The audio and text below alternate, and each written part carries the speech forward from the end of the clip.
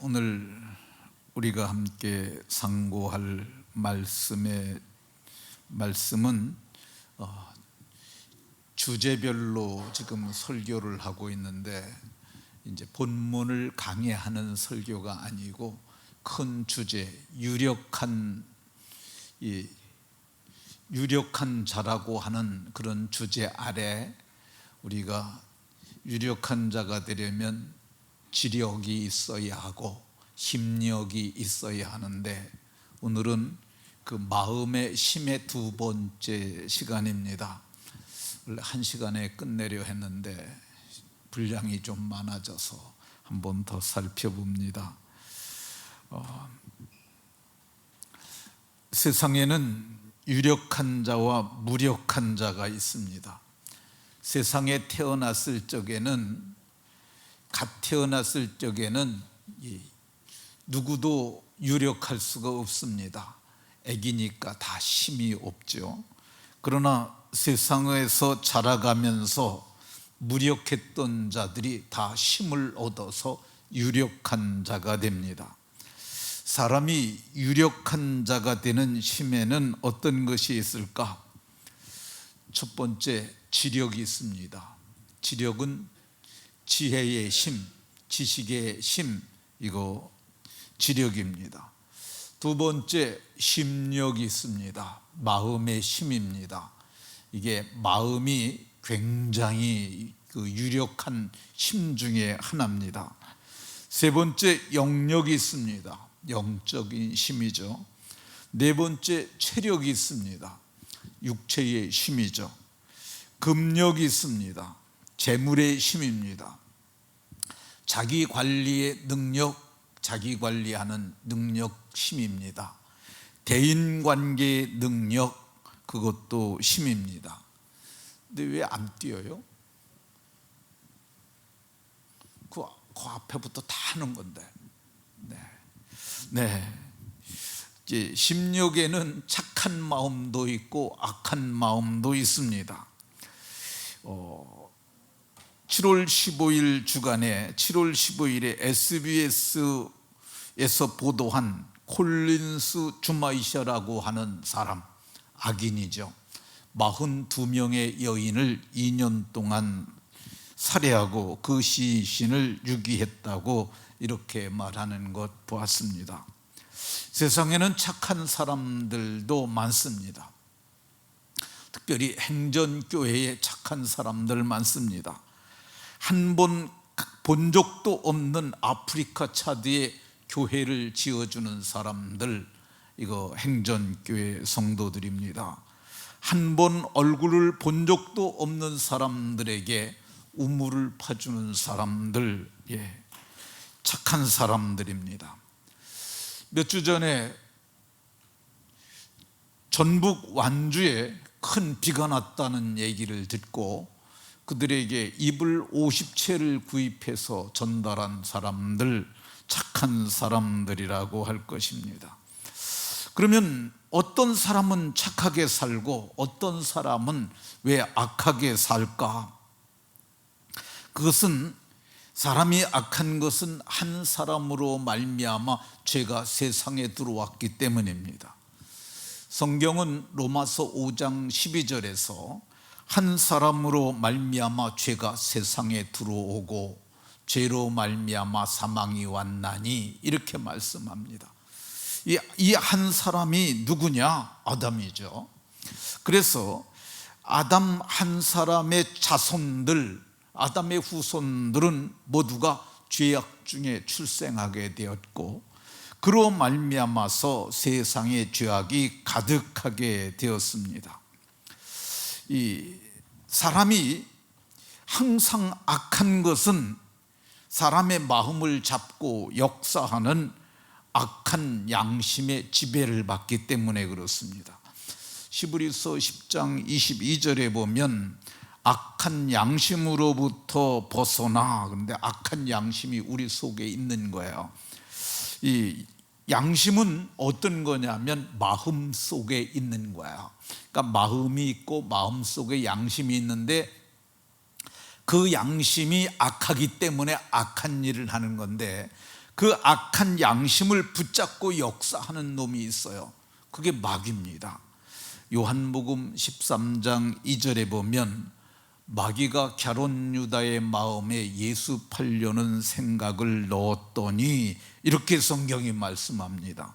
그러니까 마귀가 갸론 유다의 마음에 예수 팔려는 생각을 넣었어요. 나쁜 생각이잖아요. 그게 마귀가 하는 거야. 그러면 마음을 잡고 역사하는 악한 양심으로부터 우리가 벗어나려면 어떻게 해야 할까? 히브리서 10장 22절에 보면은 마음의 뿌림을 받아 이렇게 얘기를 합니다. 마음의 뿌림을 받아. 마음에 뭐가 뿌림을 받아야 하느냐? 예수 그리스도의 피뿌림을 받아야 합니다.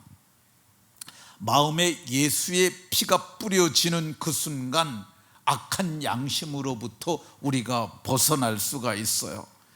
왜 그러냐 하면 이 예수의 피가 대속의 피이기 때문에 이 대속의 피가 우리에게 뿌려지는 그 순간 우리에게 속죄가 이루어지고, 속죄가 이루어진다는 말은 죄가 떠난다는 말이에요. 죄로부터 자유로워지는 그 순간 악한 양심을 붙잡고 역사하는 이 악한 양심이 그 양심의 악에서부터 벗어날 수 있기 때문에, 그래서 이 양심의 악에서부터 벗어난 사람들은 깨끗한 양심의 믿음의 비밀을 간직한 하나님의 사람들이 되게 되어 있습니다. 이 양심이 회복된 사람들이 유력한 사람이 되려면 어떻게 해야 되느냐?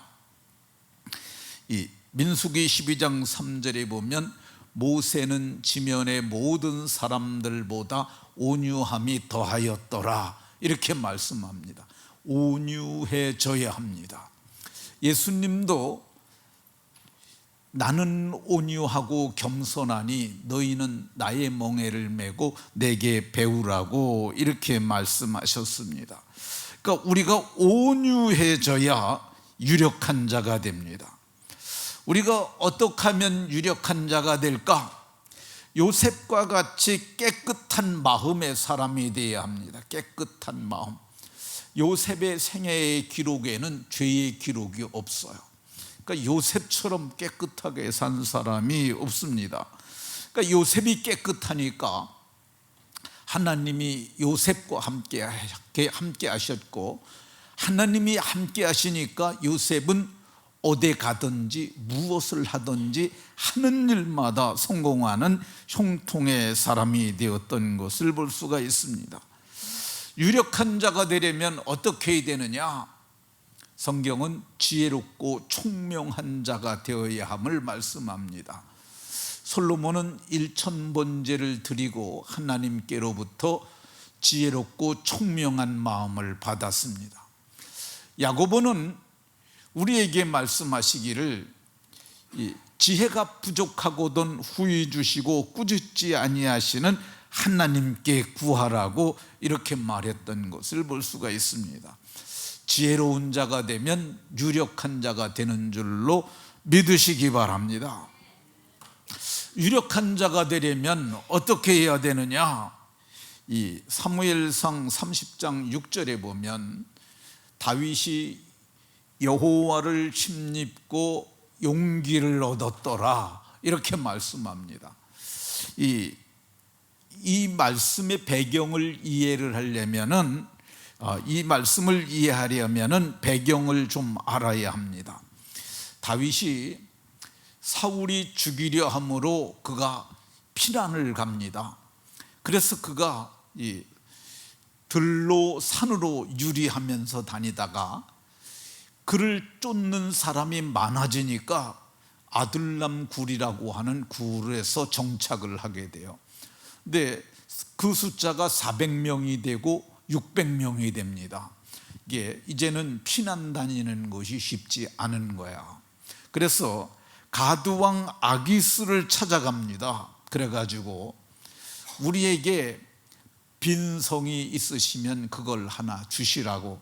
그래서 그 성의 이름이 시글락이라고 하는 성이에요. 그 시글락을 얻어가지고 그 성을 수리해가지고 거기 남자만 600명, 그리고 그의 자녀들, 그의 아내, 그리고 그들의 소유물들 해서 그들이 한 성을 이루고 거기에서 살게 됩니다. 그런데 가드왕 아기스가 성을 줬잖아요. 빈성, 그걸 공성이라고 그러는데, 공성을 주었을지라도 지금 이 가드왕 아기스에게 망명비스름하게 가 있는 거예요 지금. 그러니까 이 가드왕 아기스가 요구를 합니다. 우리가 전쟁을 하려 가니까 너 나와서 선봉에 서라. 그를 용병이라고 그래요. 용병, 돈을 주고 이게 전쟁에 참여하는 것. 우리가 월남전에 참전했던 것도 용병 비스무리합니다. 그러니까 이 돈에 의해서 팔려가서 전쟁에 참전하는 거죠. 이게 다윗이 용병에 나갔다가 사흘 만에 돌아옵니다. 사흘 만에 돌아오니까 이 성이 돌아오는데 연기가 나는 거예요. 이게 무슨 일이냐? 그리고 가까이 가서 보니까 성이 다 불타버리는 거예요. 그 주변 상황에 익숙하고 그 상황을 이해를 했던 다윗이 이거 아말렉이 쳐들어왔구나, 아말렉이 이렇게 했다고 생각을 했어요. 근데 보니까 여자들은 한 사람도 죽이지 아니하고 다 사람은 사로잡아 갔어요. 그리고 이 자녀들도 다 사로잡아 갔어요. 애들도 사로잡아 갔어요. 그러니까 그 함께 갔던 600명이 소리 높여 울었어요. 왜 울었겠어요? 자식을 잃었죠, 아내를 잃었죠, 소유물, 짐승 같은 것도 다 잃었으니까 그들이 울었는데 얼만큼 울었느냐?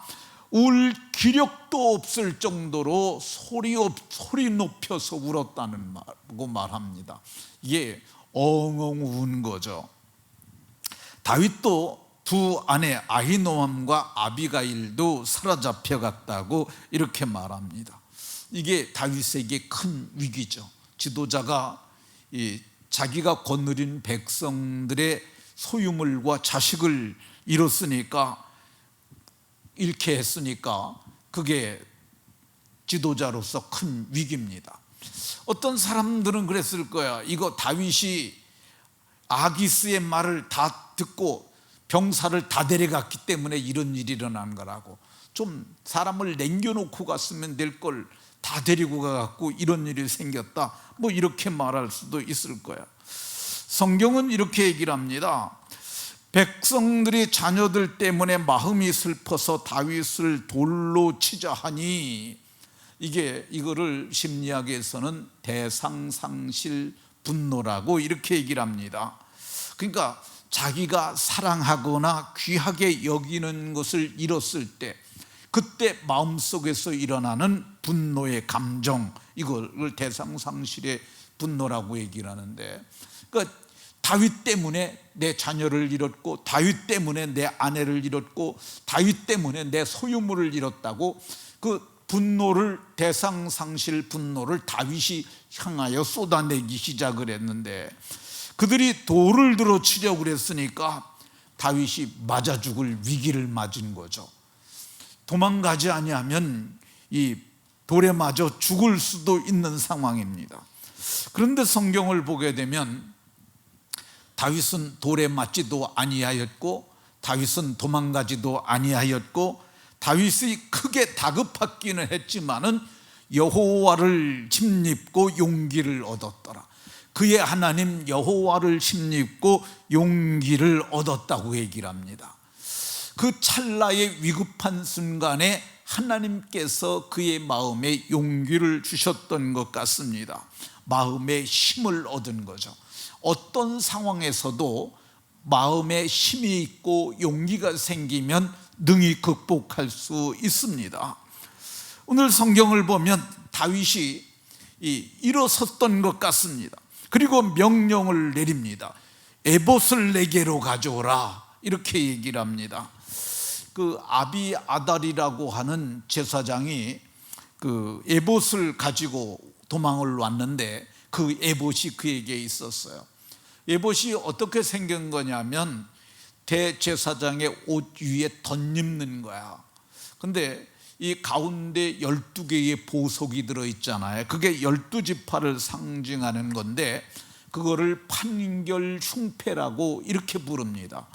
이 판결흉패, 다음 거 내려보세요. 이게 판결흉패예요. 근데 그 안에 우림과 둠빔이라는 것이 들어갑니다. 그러니까 우림은 빛이고 둠빔은 완전하다는 그런 뜻을 갖고 있는 건데 그걸 이 안에다 넣는 거예요. 그런데 하나님께서 그 제사장의 판결흉패 안에 있는 우림과 둠빔을 통해서 신비하게 물을 때 대답을 하셨어요. 그래서 다윗이 여호와께 묻습니다. 내가 우리의 소유물들과 자녀를 다 잡아간 그들을 쫓아가면은 따라잡겠습니까? 그런데 여호와께서 그를 쫓아가라, 반드시 따라잡고 도로 찾으리라, 이렇게 응답을 하셨어요. 그러니까 돌을 들어치려 할 때 에봇을 가져오라, 그 말에 저들이 멈칫했을 것이고, 이 아비아달이 빨리 에봇을 가져왔는데 묻고 답을 받으니까 그를 쫓아가라, 그가 내가 반드시 따라잡고 도로 찾으리라, 이 말씀을 받게 되는 순간에 이 돌을 들고 있던 그 사람들도 다 희망을 갖게 생겼어요. 조금 전까지만 해도 돌을 들어 치려고 그랬는데, 근데 지금 따라가면 잡을 것이고 그리고 도로 찾을 것이라고 그러니까 그 사람들이 희망을 갖게 됐어요. 조금 전까지만 해도 돌을 들여 치려 하던 자들이 뜻을 갖지 않은 동지가 됐습니다. 다윗이 그들에게 말했을 겁니다. 여호와의 말씀을 너희도 들었거니와 우리가 따라가자, 그리하면 도로 찾으리라, 이렇게 저들에게 심주어 말했을 것입니다. 600명이 돌을 내려놓고 자기의 병장기를 들고 다윗을 따랐습니다. 그래서 따라가는데, 그들이 가는데 이 부솔 시내라고 하는 조금 넓은 이 하천이 있어요. 근데 보니까 400명 정도는 아주 힘있게 따라왔는데 그 뒤에는 좀 늙은 병사들, 그런 사람들이 한 200명이 못 쫓아와서 400명만 부솔 시내에 이르지 못한, 이 400명만 부솔 시내를 건너게 되니까 다윗이 말했습니다. 너희들은 여기서, 나머지는 여기서 집결해 있어라. 그리고 400명만 데리고 쫓아가는 거예요. 근데 가다가 보니까 들판에 한 병사가 쓰러져 있는 거예요. 그래서 그 병사를 보니까 죽지 않았어요. 그래서 그에게 무슨 정보가 있을 것 같으니까, 그러니까 이제 저들이 이렇게 간 흔적을 쫓아가는데 그 하나 있으니까 걔가 어쩌면 아말렉 군대와 함께 속했던 자일지도 모르니까 저를 갖다가 살리라 그래가지고 그에게 물을 먹이고 건포도를 먹이고, 그러더니 그가 정신을 차렸어요. 근데 그가 말했어요. 내가 사흘 동안 아무것도 먹지 못했다고. 내가 병드니까 내 주인 아말렉이 나를 버리고 갔다고, 이렇게 얘기를 합니다. 그럼 너는 누구냐? 그랬더니 나는 애굽 사람이라고, 사흘 전에 병들어서 나를 주인이 버렸다고 얘기를 하고, 그러면서 너네 군대가 무슨 일을 했느냐? 그랬더니 그가 말하길, 이 유다에 속한 지방 갈렙의 남방 그리고 시글락을 불살랐습니다. 시글락은 다윗의 공성이잖아요. 그러니까 이 다윗이 그 얘기를 듣고 얘가 안내를 해주면은 아말렉의 본고지를 찾아갈 수 있겠다. 그래가지고 애굽 사람에게 잘 말을 합니다. 네가 우리를 네 아말렉의 본영으로 나를 인도할 수 있겠느냐? 그랬더니 당신이 나를 죽이지도 아니하고 나를 아말렉 사람에게 넘기지 않겠다고 당신의 하나님의 이름으로 맹세하면 내가 당신을 그 군대 있는 대로 인도하겠습니다, 이렇게 말을 합니다. 근데 그 말을 듣고 다윗이, 성경에는 맹세했다는 얘기가 없지만은 맹세를 했겠죠. 좋다, 네가 나를 그곳으로 인도하기만 한다면은, 그래서 우리의 소유물을 찾을 수만 있다면은 내가 네게 맹세할 뿐만 아니라 네게 후한상도 내리리라, 아마 그렇게 했을 것 같습니다. 그래 가지고 이제 그가 기운을 차려 가지고 그를 짐승에 태워 가지고 그를 앞장서서 그 근거지를 찾아갑니다. 근데 갔더니 그 사람들이 노략을 너무 많이 해온 거야. 여기저기서 다 뺏어온 것들이 너무 많으니까 좋아가지고, 그래서 저들이 먹고 마시고 춤추고 있었습니다. 근데 다윗이 이것도 심해요. 그가 그때부터 기다리는 거야. 술 먹고 그러니까 공격해도 되잖아요. 그런데 다윗이 지금은 아니다, 기다려라. 술을 먹어서 만취가 되고 저들이 이제는 너무너무 지쳐가지고 깊은 잠에 들었을 때, 그래서 그 새벽에 거기를 공격을 한 거야. 그러니까 새벽부터 이튿날 저녁 때까지 그들을 침해. 새벽부터 저녁 때까지 오면 몇 시간이에요? 근데 그 이튿날 저물 때까지라고 그랬는데, 이것이 그렇게 따지면은 새벽부터 그 이튿날 저녁까지라고 그러면 이 시간이 굉장히 많은 시간인데, 어쨌든 꽤 많은 시간을 저들을 친 것 같습니다. 그랬더니 저들이 도망을 가는데 400명 정도만 도망가고 저들을 전멸을 시켰어요. 뿐만 아닙니다. 다윗이 아말렉이 뺏어갔던 모든 것을 도로 찾았다고 얘기를 합니다. 두 아내도 찾았고, 그리고 아무것도 잃은 것이 없이 다윗이 모두가 자기 600명의 용사들의 아내와 자녀들까지도 다 찾았어요. 그리고 그들이 거기서 빼앗은 전리품들, 그게 짐승들도 있었고 소떼, 양떼, 그리고 보화들도 있었을 겁니다. 그러니까 다윗이 이 위기를 만났지만은 여호와를 힘입고 용기를 얻었더니 화가 복이 된 거예요. 전화 위복의 사건을 이루었던 것을 볼 수가 있습니다. 이게 끝이 아닙니다. 성경을 보면은 30장 26절에 보면 전리품을 그의 친구 유다의 장로들에게 보내면서, 보라, 여호와의 원수들에게 탈취한 것을 너희들에게 선사하노라, 이렇게 말합니다. 이 아말렉은 하나님이 대대로 싸우리라 하셨기 때문에 여호와의 원수라고 표현한 것입니다. 넉넉한 마음이죠. 이게 다윗이 이 마음이 있었기 때문에 그가 이 남왕조와 북왕조를 통일한 통일 왕조의 왕이 될 수 있었던 이유 중에 하나입니다. 넉넉한 마음. 그리고 다윗이 자기와 함께 왕래하던 모든 사람들, 그 유다의 모든 사람들에게도 또 이걸 보냈어요. 헤브론에 있는 사람들에게도 보냈어요. 공평하게 소유물을 나눴어요. 그리고 30장에 저 사건이 일어나고 31장에 사울이 죽습니다. 그리고 사무엘하 1장에서는 이 아말렉 사람 하나, 사울을 죽인 그 용사를 죽이고, 2장에 가면은 이렇게 성경이 기록합니다. 유다 사람들이 와서 거기 다윗에게 기름을 부어 유다 족속의 왕으로 삼았더라, 이렇게 말씀합니다.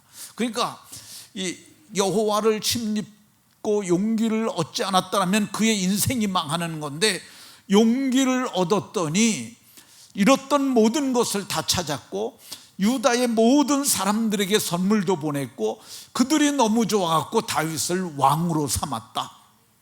사울은 이미 죽었고 우리의 왕이 없으니 우리가 이 다윗을 왕으로 삼자. 그래서 다윗이 왕이 되었던 것을 볼 수가 있습니다. 오늘 우리가 그러면 용감한 사람이 되려면 어떻게 해야 할까? 울고 있으면 아니 됩니다. 우리가 울고 있으면 안 되고 어떻게 해야 되느냐? 여호와를 힘입고 용기를 얻으려면 다윗이 에봇을 가져오고 여호와께 물었잖아요. 우리도 하나님께 엎드리는 거야. 어렵게 생각하지 말고 하나님 어떻게 해요? 이게 묻는 거야. 하나님, 내가 힘든데 지금 어떻게 해요? 하나님 앞에 통곡과 눈물로 부르짖어 기도하는 거예요. 그리하면은 주께서 우리에게 지혜도 주시고 믿음의 담력도 주시고 용기도 주셔서 난제를 해결하게 하실 줄로 믿으시기 바랍니다. 우리나라 재벌 중에 1위가 이재용이고 2위가 셀트리온 그 사장인 서정진이라는 사람입니다. 이 사람이 원래 대우의 임원으로 있었는데 회사가 어려워졌습니다. 어려워지니까 임원진 중에 상당수가 경영 책임을 지고 물러났어요. 근데 물러났는데 직장 생활하던 사람이 뭘 하기가 그렇지 않습니까? 그래서 취직을 하려고 그랬는데 너무 고위직 출신이라 이게 취직이 안 되는 거야. 근데 그래서 이 사람이 아내에게 어떻게 하면 될까 그랬더니 우리에게 5천만 원이 있다고 5천만 원을 내놨어요. 그 5천만 원을 가지고 셀트리온이라고 하는 회사를 창업을 합니다. 이 사람이 그 얘기 한번 잠깐 들어보도록 하겠습니다. 1분 쇼츠입니다. 저기 성공한 사람은요 다 자기를 포장해서 얘기해요. 내가 깊은 생각을 했고 큰 뜻을 가지고 했다고. 근데 사실은 그런 사람 별로 없어요. 나름 특별했던 사람 아니야. 행복했던 사람이야. 실천하느냐 안 하느냐의 차이지.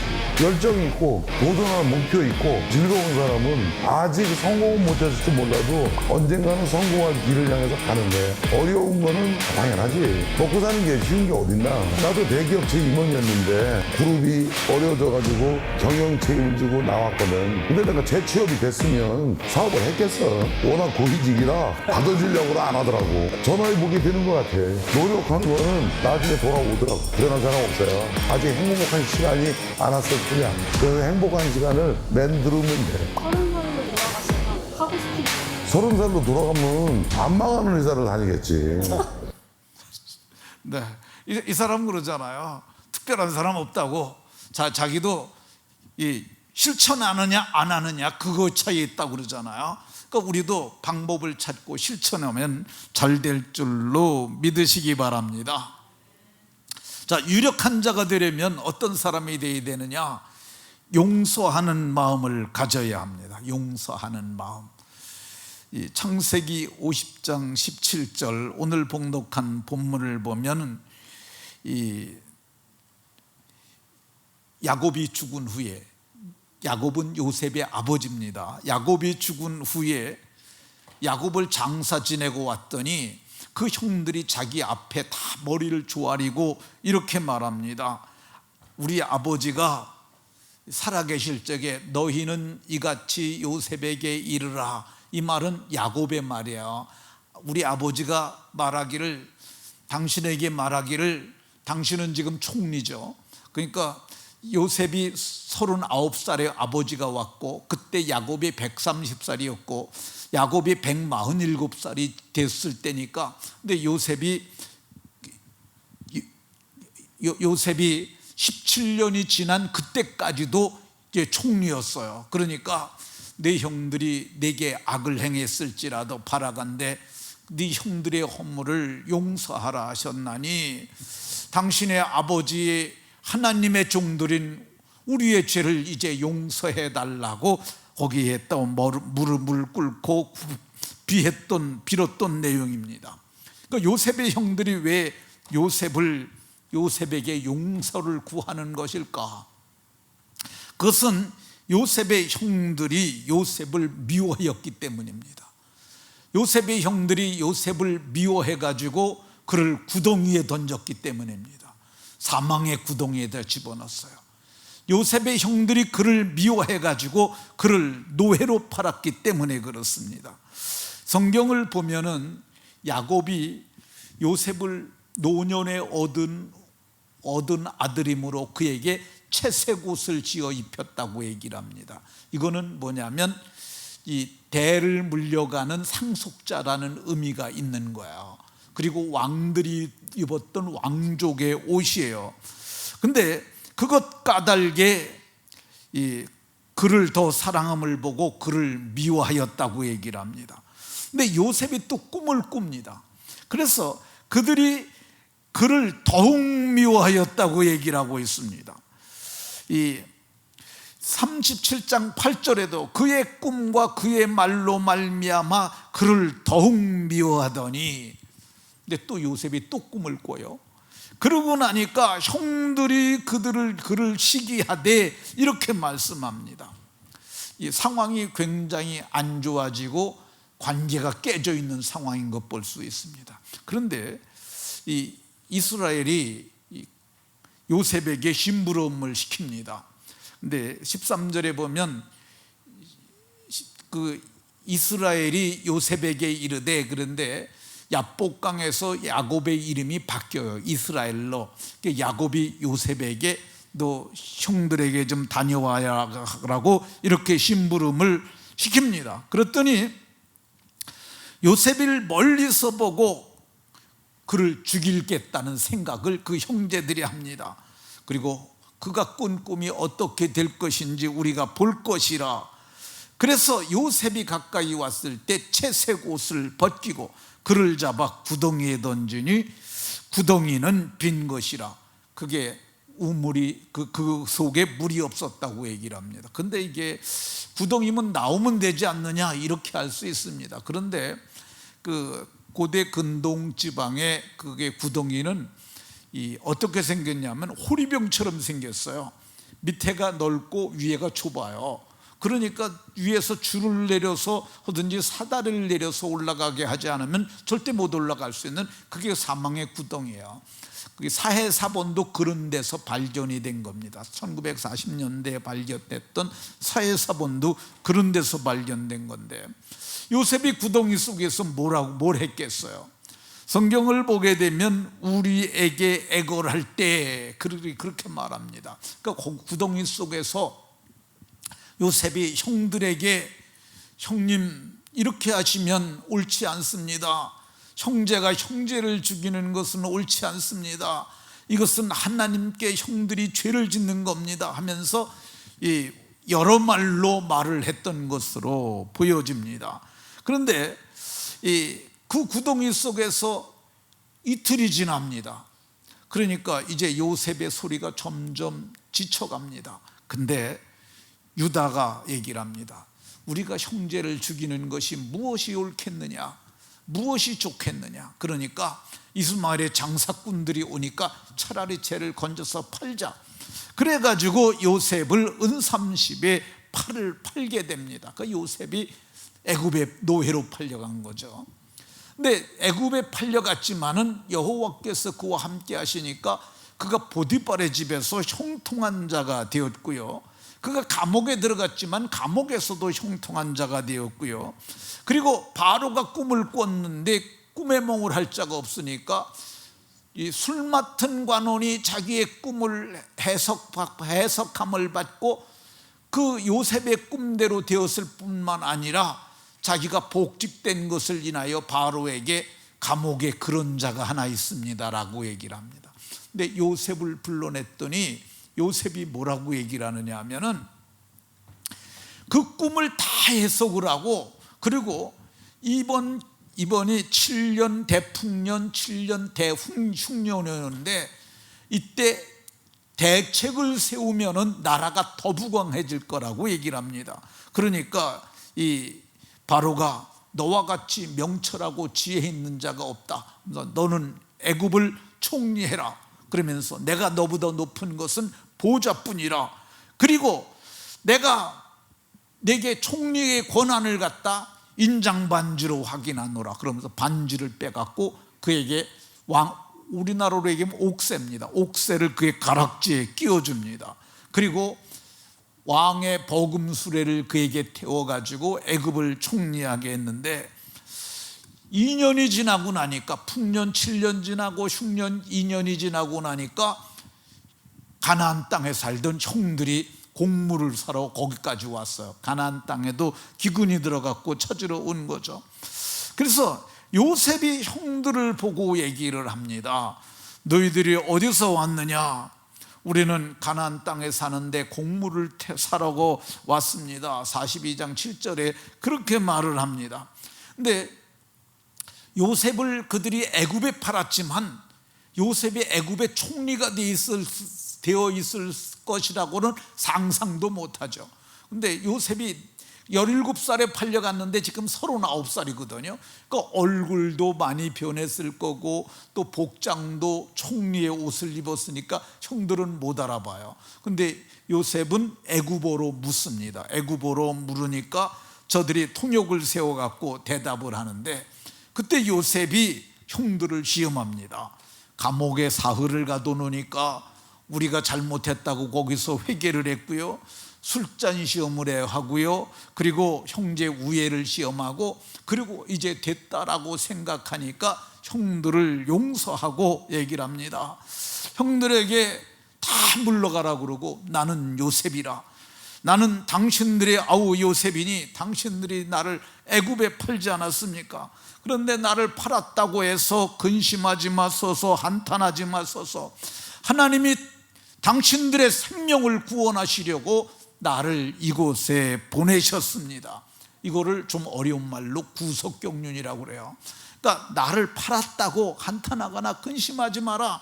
이거는 인간의 일이 아니라 하나님께서 당신들의 생명을 구원하시려고 나를 먼저 보내신 것이라고 이렇게 얘기를 하는 것을 볼 수가 있습니다. 그리고 이제 앞으로는 5년 동안은 기경도 못하리니, 기경은 땅을 갈아엎는 걸 기경이라고 그래요. 기경이 돼야 씨를 뿌리고 이 곡물을 거두는데 앞으로 5년 동안은 기경도 못하리니 이제 아버지에게 가서 내가 총리가 되었음을 말하고 다 가족을 데리고 와서 고센 땅에 머물게 하라고 얘기를 해요. 거기서 내가 아버지를 봉양하리다 이렇게 말을 하는 걸 볼 수가 있습니다. 요셉은 이미 그때 용서하고 아버지와 가족을 다 데리고 왔습니다. 근데 세월이 지나서 그의 아버지 야곱이 죽자 장사를 마치고 돌아왔더니 그 형들이 걱정을 하는 거야. 요셉이 혹시 17년 전에, 아니지 17년이 아니라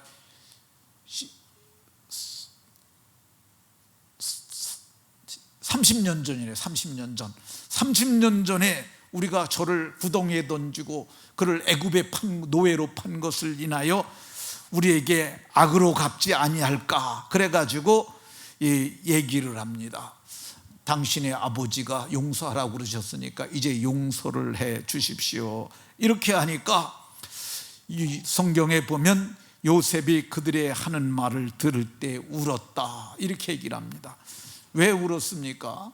17년 전에 내가 이미 용서했는데 형제들이 자기를 아직 믿지 못하는 것을 보면서, 그리고 죄의 끈질김입니다. 죄의 끈질김이 이렇게 남아있는 것을 보고 울었다고 이렇게 말합니다. 그런데 요셉은 그들을 책망하지 아니하고 한 번 더 용서합니다. 두려워하지 마소서, 내가 하나님을 대신하겠습니까? 당신들은 두려워하지 마소서, 내가 당신들과 당신의 자녀들을 기르리이다라고 간곡한 말로 위로했던 것을 볼 수가 있습니다. 그리고 이제 요셉은 죽을 때가 되니까 용서했을 뿐만 아니라 가족들에게 말을 합니다. 자기가 죽을 때가 되니까 모든 사람들을 불러놓고 말하기를 하나님께서 당신들을 아브라함과 이삭과 야곱에게 약속하신 땅에 이르게 될 것이 이렇게 하실 것입니다. 그러니까 올라갈 때 내 해골을 메고 올라가시도록 하십시오 이렇게 말을 합니다. 그리고 이 말이 뭐냐면은 나는 장사 지내지 말라는 뜻이에요. 그러니까 여기다가 이 애굽의 고센이라고 하는 곳 중심부에다가 요셉의 관을 입관해 놓는 거죠. 그 성경을 보게 되면 요셉이 애굽에서 입관하였더라, 이거로 창세기가 끝이 납니다. 관에만 집어넣는 거야. 장사 지내지 않아요. 그 나올 때 보면은 요셉 지파가 그 관을 들고 나와가지고 그들의 분배받은 땅에다가 장사를 지냈던 것을 볼 수가 있습니다. 그러니까 이 요셉이 이걸 한 이유가 뭐냐? 우리가 여기서 영원히 살 것이 아니라 하나님이 약속하신 땅에 가들어갈 것이라는 그것을 말했던 것을 볼 수가 있습니다. 예수님께서도 누구든지 회개하노라 하고든 용서하라고 말씀합니다. 하루에 7번이라도 내게 죄를 짓고 7번 돌아와서 회개하거든 용서하라고 이렇게 말씀합니다. 예수님은 용서하라고 말씀하셨어요. 바울 사도께서도 서로 용서하길, 그리스도 안에서 하나님이 너희를 용서하심과 같이 용서하라고 얘기를 합니다. 근데 하나님께서 우리를 어떻게 용서하셨습니까? 우리를 지옥에 갈 죄를 용서해 주셨잖아요. 그러니까 우리가 지옥에 갈 죄를 용서함 받았으니까 용서함이 마땅한 줄로 믿으시기 바랍니다. 말씀을 마치도록 하겠습니다. 우리가 용서하는 그리스도인이 다 돼서 유력한 자가 다 되시기를 예수 그리스도의 이름으로 축원합니다. 하나님, 우리를 구원하셔서 친백성 삼으시고 세상 살아가는 동안 유력한 자가 될 수 있도록 마음을 크게 하는, 마음에 힘을 얻는 사람들이 되도록 복 주심을 감사드립니다. 모든 성도들이 다 유력한 자가 되도록 복 주옵소서. 예수 그리스도의 이름으로 기도하옵나이다. 아멘.